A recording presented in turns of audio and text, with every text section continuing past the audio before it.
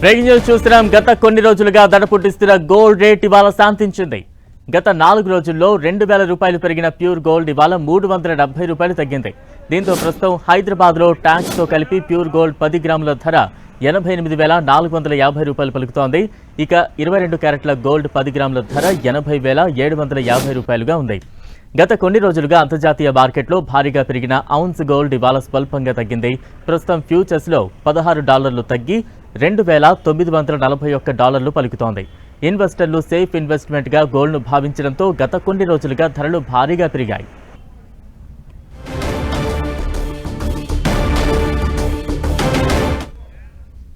Asian మార్కెట్లు లాభాలతో ఉన్నప్పటికీ మన మార్కెట్లు సెల్లింగ్ ప్రెషర్ కొనసాగుతోంది. దీంతో వరుసగా 4వ రోజు దేశీయ స్టాక్ మార్కెట్లు నష్టాల్లో ట్రేడ్ అవుతున్నాయి. మెటల్, రియాలిటీ షేర్లకు చక్కని బయింగ్ సపోర్ట్ లభిస్తుండగా ఆటో, ఎఫ్ఎంసీజీ, ఐటీ షేర్లు మన మార్కెట్లను డ్రాగ్ చేస్తున్నాయి. సెన్సెక్స్ 450, నిఫ్టీ 130 పాయింట్లకు పైగా నష్టంతో ట్రేడ్ అవుతోంది. Shriram finance, Hindalco, Tata steel, NTPC Nifty top gainers గా ఉండగా M&M, doctor Reddy labs, ICICI bank, Apollo hospital, Kotak Mahindra Nifty top losers గా ఉన్నాయి. గత 3 ట్రేడింగ్ సెషన్స్ లో నిఫ్టీ 22,800, 23,000 మధ్య ట్రేడ్ అయింది. నిన్న తొలిసారిగా Nifty trend line support level కంటే దిగువన క్లోజ్ అయింది. ఈ నెల 4 తర్వాత ఇలా పడిపోవడం ఇదే తొలిసారి.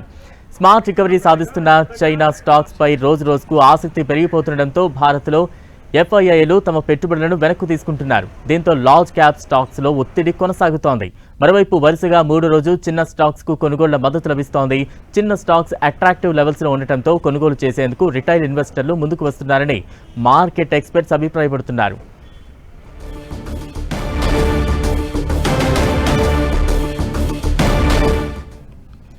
శ్రీకృష్ణుడి భూమిగా భావించే గుజరాత్లోని ద్వారకా తీరంలో ఆర్కియలాజికల్ సర్వే ఆఫ్ ఇండియా ఏఎస్ఐకి చెందిన 5 సభ్యుల బృందం నీటి అడుగున అన్వేషణను నిర్వహించింది. గుజరాత్ తీరంలో సముద్రంలోకి